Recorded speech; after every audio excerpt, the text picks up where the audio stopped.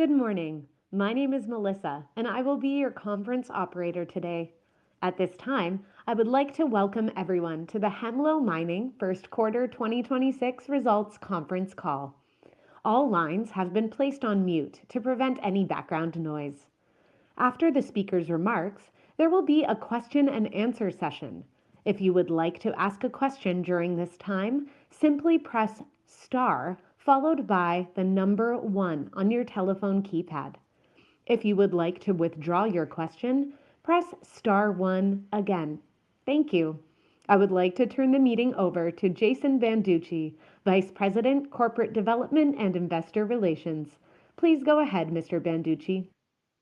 Thank you, operator. I would also like to welcome everyone to Hemlo Mining's first quarter 2026 financial and operating results conference call. Before we begin, I would like to note that we will be making forward-looking statements during today's call. I will direct you to the second slide of the earnings presentation, which contains important cautionary notes regarding these forward-looking statements. The earnings presentation, including the cautionary notes, can be found on Hemlo Mining's corporate website. All dollar amounts discussed today will refer to US dollars unless otherwise indicated. Our news release, MD&A, and financial statements for the first quarter of 2026 are available on SEDAR+ and on our corporate website at hemlomining.com. On the call today, I'm joined by our President, CEO, and Director, Jason Kosik, Chief Financial Officer, John Case, Chief Operating Officer, Eric Tremblay, Vice President, Operations and General Manager, Garrett McDonald, and Vice President, Exploration, Raphael Dutot. Also joining us today is our Executive Chair, Jonathan Odd. Today, we are pleased to provide an operating and financial update for the first quarter of 2026, followed by a live Q&A session. With that, I would like to hand the call over to Jason Kosik to kick things off. Thanks a lot, Jason. Good morning, everyone, and thank you for joining us. The first quarter of 2026 marked a defining chapter in Hemlo Mining's history, our first full quarter as owner and operator of the Hemlo Gold Mine. For those new to the story, Hemlo Mining is a Canadian gold producer focused on operating and enhancing the Hemlo Gold Camp in northwestern Ontario. Our flagship asset, the Hemlo Gold Mine, has produced approximately 25 million ounces of gold since 1985 from both underground and open pit operations, placing it among the most prolific gold mines in Canadian history. With a long reserve life, exceptional existing infrastructure, and significant exploration upside, along with the proven Hemlo Greenstone Belt, we believe we are positioned to unlock the next chapter of growth at one of Canada's premier gold districts. Our vision is straightforward: to build the next generation of a Canadian gold champion, a nimble, owner-driven company that scales into an intermediate multi-asset producer through resiliency, precision, and unrelenting focus on performance and zero harm. The first quarter of 2026 was about laying the foundation to deliver on that vision. As we will outline today, we made significant progress on every front, from safety, operations, exploration, financial strength, and capital markets positioning. Turning to slide 5, we have highlighted the key metrics that underscore what was a transformational quarter for the company. In our first quarter as operator, the Hemlo Mine produced approximately 29,000 attributable ounces of gold at average recoveries of 95.6% and sold approximately 32,000 attributable ounces. Attributable mine site all-in sustaining costs for the quarter were $1,805 per ounce. Revenue was $186 million, supported by an average realized gold price of $4,923 per ounce. Net income was $22 million or 7 cents per share. We ended the quarter with a strong cash balance of $123 million after repaying $75 million balance on a revolving credit facility, bringing the balance under the credit facility to nil. Beyond the financial and operating results, the quarter was defined by execution across our strategic priorities. On the safety side, the Hemlo Mine recorded 0 lost time injuries, and our underground team was awarded the National 2025 John T. Ryan Trophy by the CIM. During the quarter, we also completed the transition from a contract underground mining workforce to an owner-operator model 2 weeks ahead of schedule, with 97% of the contractor workforce accepting positions with the company. And we added key members across our executive and site teams. On the exploration front, we launched our 130,000-meter drill program, one of the largest single-asset drill programs underway in Canada this year. Raphael will speak to the results of the program shortly. Lastly, we reinvested $20 million across sustaining and growth capital at the mine, executed a strategic royalty buyback over the past producing David Bell property, and grew our sell-side coverage from 1 to 6 analysts. And subsequent to the quarter end, announced a conditional approval to graduate to the TSX. The scope and the momentum of execution in the first quarter reinforces our confidence in the opportunity ahead at Hemlo. With that, I'll hand the call over to Eric to review the quarter's operating results. Thanks, Jason. Good morning, everyone. Turning to slide 6, we have highlighted operational metrics for the quarter on the left and key takeaways on the right.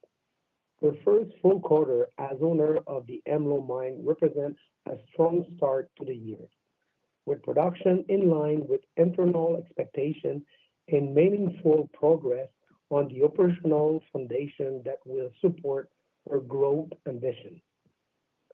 Starting with safety, the Hemlo Mine recorded no lost time injury and no environmental non-compliance during the quarter, marking 33 consecutive months and more than 4 million hours worked without a lost time injury.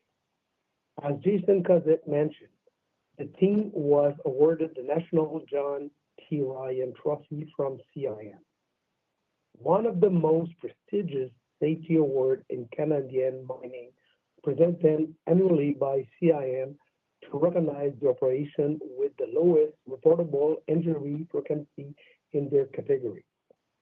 This award reflects the deeply embedded safety culture that we are committed to preserving and building on as new owners.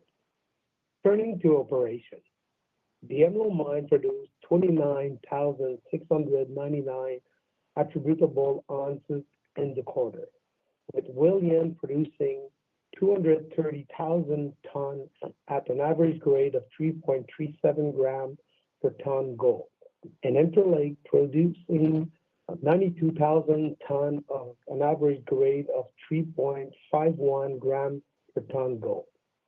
Recovery for the combined operation was 95.6%.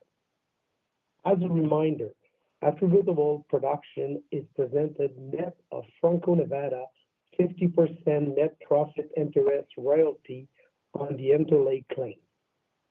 Consistent with prior year, we expect Interlake to contribute approximately 25 to 35% of the overall mine production in 2026. On unit costs, mining costs were $113.15 per ton mined, and milling costs were $32.81 per ton mill, with mine site G&A at $20.75 per ton mill. Attributable total site cash costs were $1,385 per ounce sold, and attributable mine site all-in sustaining costs were $1,805 per ounce sold. The most significant operational milestone of the quarter was the completion of a transition from contractor underground mining to an owner-operator model on March 16, 2 weeks ahead of schedule. As Jason Kozik noted, 97% of the contractor workforce accepted positions with the company, and we fill an additional 42 positions during the quarter to support optimization and future production growth. While the primary underground mining tasks have been transitioned to owner-operated mining, we expect to maintain long-term partnerships with certain contractors for a portion of our underground development, our Alimak mining method, and the production drilling. This transition is foundational of our fit-for-purpose strategy, aligning incentive, embedding accountability, and creating the operational platform required to scale production. On the maintenance and fleet side, we made significant progress during the quarter. The most notable item was the refurbishment of one of our underground crushers and the replacement of the production hoist cable, which was complete 2 months ahead of schedule. We also commissioned 2 of the 21 planned pieces of new mobile equipment in the quarter, with the remainder to follow over the balance of 2026. The objective is to have 7 jumbo drills and matched number of bolters in operation by year-end, which will significantly increase development rate and open several new mining areas. Looking ahead with regard to 2026 guidance, we expect to provide formal production and cost guidance in the second half of the year. Once we have a longer track record under our ownership and the benefit of the operational improvement currently underway. I will now pass the call to Garrett to walk through the key component of our optimization and growth strategy at the mine. Thanks, Eric. Turning to slide 7, I would like to walk you through the 4 pillars of our optimization and growth strategy at the Hemlo Mine. This is the framework that will guide our work over the next 18 to 24 months and shape the technical report we plan to release in the second half of 2027. The first pillar is mineral reserve and mineral resource optimization.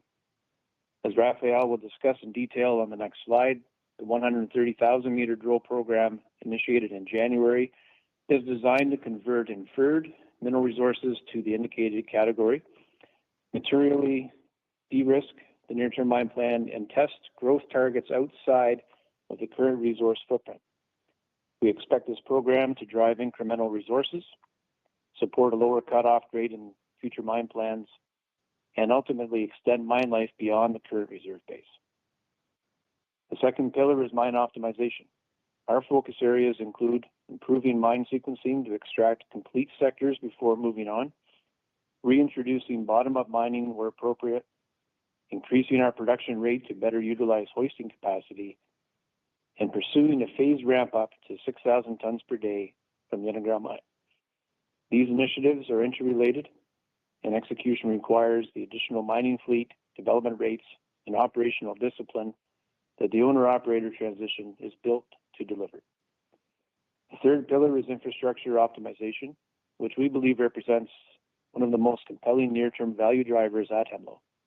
The mill is currently operating at approximately 3,800 tons per day, with current capacity of approximately 6,000 tons per day available with no major upgrades required, and the historical capacity of 10,000 tons per day demonstrated. Underground, our hoisting capacity is approximately 6,000 tons per day of ore, with current utilization at approximately 60% of installed capacity. Planned mill upgrades in 2026, including the SAG mill liner redesign and on-stream analyzer replacement, are designed to support this throughput growth. The fourth pillar is brownfields exploration. Hemlo was one of the most productive mineral systems in Canadian gold mining history, and the operation has a long track record of successfully replacing reserves. We are bringing a significantly increased exploration budget in 2026 with a strong focus on both near mine and regional opportunities.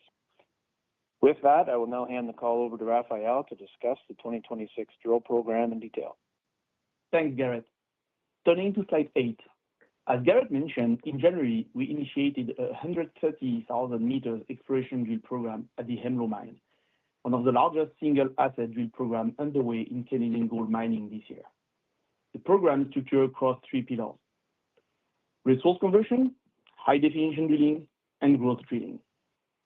Approximately 70,000 meters of the program is allocated to potential mineral resource conversion, with a focus on upgrading inferred mineral resources to indicated category to support reserves growth ahead of a updated technical study in the second half of 2027. Drilling will focus on multiple areas across the mine, with particular emphasis on the western portion of the operation, including the C zone and the newly defined E zone, where significant ounces of inferred resources are already defined and remain open at depth. Mineralization proximal to historic workings represent an additional conversion opportunity. A portion of this material was previously excluded from the resource estimate due to limited drill density rather than a lack of mineralization. At a $2,500 per ounce gold price, we are targeting the potential upgrade of approximately 800,000 ounces from inferred to indicated. Approximately 30,000 meters is allocated to high-definition drilling. This component focuses on materially de-risking the short-term mine plan over the next 24 months by applying tighter drill spacing in areas scheduled for extraction. The objective is to improve geological confidence, refine grade and tonnage estimate, and enhance operational predictability during planned production ramp-up. The remaining 30,000 meters is allocated to growth drilling, testing new mineralized zones outside of the current resource footprint across 4 priority targets. These targets have returned encouraging historical results but have not been systematically tested with modern drilling technique and modern geological interpretation. The David Bell historic area in particular contains significant mineralization that was left behind at significantly lower gold price and with meaningful long-term exploration upside at depth. Subsequent to quarter end, on May 14th, we announced the first growth drilling results from the program, focused on South Rim, a newly recognized high-grade mineralized domain hosted within the regional metasediment and located within 50 to 150 meters from active mining in C zone. The first 7 of 20 planned holes confirm mineralization, with hole 765, 2606 intersecting 1607 grams per ton gold over 8.1 meters, including 59.7 grams per ton over 2 meters. South Rim remain open along strike and down plunge and represent what we believe to be a significant new low capital resource growth opportunity at Hemlo. As of today, we have completed approximately 32,000 meters across all 3 program pillars, with 7 drills active on site and 3 more starting in June. We expect to release additional results from South Rim and other zones over the coming months. I will now hand the call over to John to walk through the financial results. Thanks, Raphael. Turning to slide 9, the first quarter of 2026 was highlighted by strong operating margins and significant balance sheet deleveraging in our first full quarter of operations. Revenue for the quarter was $186.3 million, generated from 38,685 gold ounces sold versus gold ounces produced of 34,764. Excluding deliveries made under our streaming agreement, the average price sold per ounce was $4,923. The company generated cash flow from operating activities before working capital changes of $54.4 million and cash flows after working capital changes of $87.9 million. The main driver for the difference was current income tax expense of $31.8 million. EBITDA in the quarter was $86.6 million, and free cash flow came in at $71.5 million during the quarter. Net income was $22.1 million, or 7 cents a share in the quarter. Total capital expenditures during the quarter were $20.1 million, comprised of $12.4 million of sustaining capital, directed primarily to underground mine development, mining fleet additions, and tailings storage facility work, and $7.7 million of growth capital, primarily for mining fleet additions. Turning to the balance sheet, we closed the quarter with a strong financial position. Cash on hand was $123.6 million at quarter end. In March, the company repaid $75 million on the revolving credit facility, reducing the balance owing on the facility to nil. The revolving credit facility remains available to the company for general corporate purposes and working capital needs, with approximately $96.4 million of undrawn capacity. Net debt at quarter end was $26.4 million, down from $93 million at the end of 2025. Finally, on our transition service agreement, we've made significant progress on establishing key systems and preparing to take over full control of Hemlo's IT and OT infrastructure. We are now live with our own instance of SAP, and we expect to announce the completion of the transition service agreement ahead of schedule. I'd like to call out Barrick and thank them as they have been terrific partners on these initiatives. With that, I will hand the call back to Jason to walk through our key objectives and corporate timeline. Thanks, Sean. Turning to slide 10, we have laid out our key objectives and corporate timeline through 2027. Looking at the corporate work streams, our most important near-term milestone is graduation to the TSX. On April 20th, we announced that we received conditional approval to list our common shares on the TSX, subject to fulfilling all the TSX requirements by July 2026. The TSX uplisting will provide a meaningful step up in trading liquidity, institutional accessibility, and investor awareness. We expect to formally issue 2026 guidance in the second half of the year. We are targeting index inclusion in the GDXJ as our public market profile continues to develop. Looking further out, we're also evaluating a future U.S. listing to broaden our access to global capital markets. On the operation side, our priorities for the year include executing on the additional mobile equipment plan, conducting various technical and trade-off studies to support our production growth plans. Through the balance of 2026, we expect to ramp up production at our underground mine with our phased ramp up toward approximately 6,000 tons per day, maximizing our hoisting capacity by the end of 2027. We expect to provide more detail on production trajectory when we issue formal guidance in the second half of 2026. On the exploration side of things, in addition to the 130,000-meter drill program that Raphael walked you through, we are advancing an updated technical report planned for the second half of 2027. The report will reflect updated reserves, resources, and future throughput potential and underscore what lies ahead for this foundational asset. Turning to slide 11, I would like to close the formal portion of this presentation with 5 reasons why we believe Hemlo Mining represents a differentiated opportunity in the Canadian gold mining space. First, a historic asset. We own and operate one of the most significant mines in Canadian gold mining history, an asset that has produced approximately 25 million ounces since 1985, and meaningful exploration upside along the Hemlo Greenstone Belt.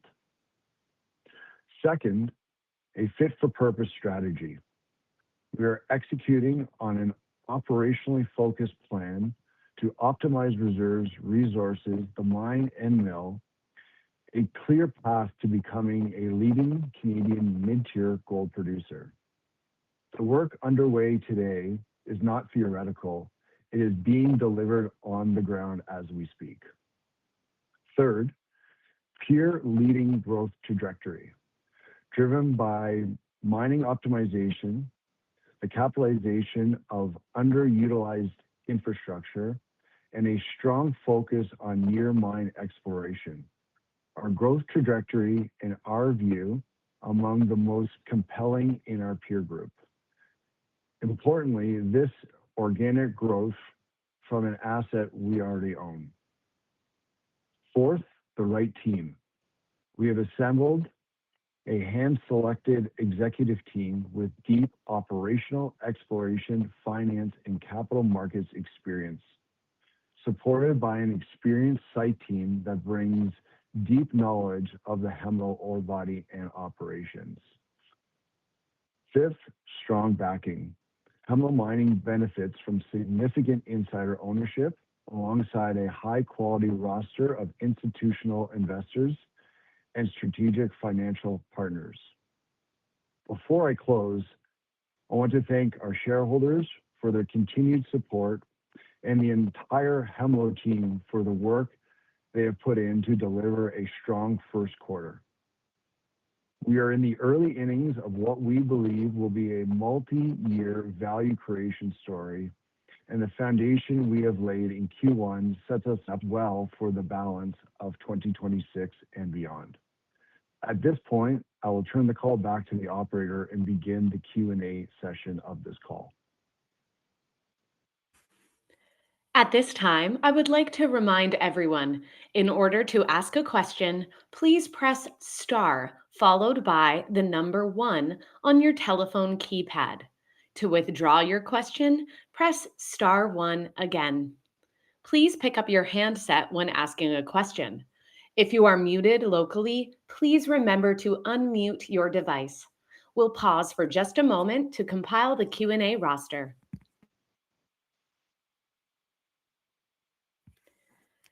Your first question comes from the line of Ralph Profiti with Stifel Financial. Your line is now open. Please go ahead. Thanks, operator. Good morning. Thanks for taking my questions. I'd like to ask how the mine is reconciling on the per ton site operating costs. When you compare mining, processing, and G&A versus those Barrick numbers, just wondering if we would expect to see improvement in all 3 of those key areas if all goes according to plan. Yeah, thanks for your question, Ralph. It's Jason Kosik. As we increase production rates and bring in more people and basically increase the denominator, you will see those impacts towards the second half of 2026. That being said, we can give a clearer picture once we put out formal guidance in the second half of this year. Okay, thanks. Looking forward to that. And as a follow-up, I'm just wondering how much work has been done on converting the stope sequencing to top-down methodology and versus bottom up. Have you had any indications on the impact that's having on productivity? And maybe could you lay that out in sort of the next few quarters and years on how influential that's going to be on achieving the plan? Yeah, Ralph. As you know, it's like turning a super tanker around. And there's one section that we're working on currently to go bottom up from top down, and that'll have a significant impact. Currently and historically, they're skipping about 70% of the waste to surface, which we don't want to be doing in the future. Again, we got to get the development in place to change over that sequencing to realize those benefits, which will occur in the second half of the year. The team has done an amazing job, just looking at the whole stope sequence process to increase cycle times per stope. We're very fortunate that Barrick was very much ahead of all of their development. So right now, 90 to 95% of all the stopes that we're going to be taking in 2026 and in Q1 of 2027 are already developed. Okay, great. Yeah, those were the answers I was looking for. Thank you. Your next question comes from the line of Luke Bertozzi with CIBC. Your line is now open. Please go ahead. Jason and team, congrats on a strong first quarter. My first question relates to labor. We're hearing from other Ontario operators that labor availability and costs remain pressure points. First, are you seeing the same thing at Hemlo? And second, as you ramp up throughput through the year, can you help frame how much incremental staff is required? Thanks, Luke. You know, as everyone has highlighted across our industry, is labor is our number one issue. As you've seen so much atrophy industry-wide. From the labor inflation perspective, that is correct. The number one pressure to inflation for us is definitely the labor market. We're very fortunate that from a fuel price perspective, we're one of the least susceptibles in the industry from that. You know, the hiring that we are doing is to be honest, still be determined. As we mentioned, we've hired and trained over 40 people. We'll have to significantly increase those numbers towards the back half of the year. But as we mentioned on the call, those hires a lot of them are already in queue. And as our mobile fleet increases, those people will slowly be brought into the company. Okay, thanks.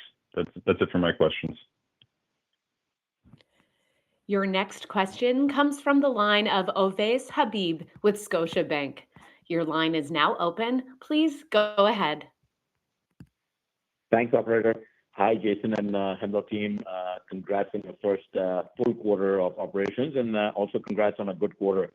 This is despite being in a transaction quarter with the contractor. Some of my questions have been answered, but I do have a couple of questions. Just starting off, again, you mentioned that 90% of this year's production stopes have been developed, so that's really great to see. You also mentioned that there's a lot of optimization studies ongoing. Have you started to implement any of this optimization work, or is this something that you would start implementing after the transition to owner-operated is complete and you have additional equipment at hand? Thanks, Ovais. So the first quarter was really laying out all the optimization work and looking at the full stope cycle sequence and the policies and procedures pertaining to that. What you will see, and we were limited to what we can do with the contractor in place. So those benefits and optimization work will be factored in. They are being factored in as we speak. Again, so you will see those benefits towards the second half of the year, and they're significant. Got it. And then just a second part of this question, again, you guys are looking to increase mining rates from the current rates to the 6,000 tons per day. Again, what do you guys need to see right now in terms of, is it equipment, is it more ventilation to start ramping up those mining rates? Ovais, it's quite frankly the easiest way to answer that question. It's just more butts and seats. We're pretty much doubling our mobile equipment fleet, which will have a significant impact on our material handling. That being said, we are putting in a vent raise and ventilation on demand to handle the ventilation challenges that we see as we increase the mobile fleet in the future, especially in the bottom portions of Interlake. Got it. Okay. And then just moving quickly to exploration, you mentioned that you've got a 130,000 meter drill program currently underway. Is the focus more kind of on the C and E zone extensions, or will you be targeting additional mineralization potential at this new South Rim zone and the Golden Giant. You've got the Table Bell areas as well. What areas do you feel carries the most potential? You want to talk about growth potential or resource to reserve conversion potential, Ovais? I think more on the growth potential is my question. Yeah. The biggest growth where we are seeing is definitely in South Rim, E Zone, and within the footwall in the B Zone. Okay, thanks for that. And guys, I think that's it for me. Thanks for taking my questions, and look forward to getting to site in July. Thanks a lot, Ovais. There are no further questions at this time. Mr. Kosick, I will turn the call over back to you. Thanks a lot, everyone. I really appreciate it. Thank you very much, operator. I just want to flag that, within the first 6 months of ownership, the momentum and the cadence that our team has delivered is unparalleled.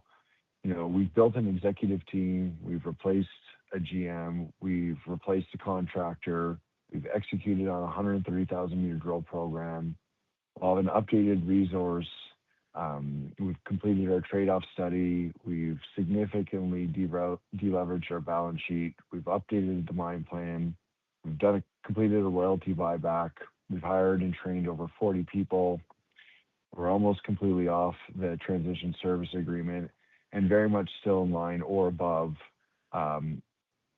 Barrick's Q1 in 2025. So with that summary, I'd really just like to thank our executive team and our site team and our shareholders for their continued support. This concludes today's call. Thank you for attending. You may now disconnect.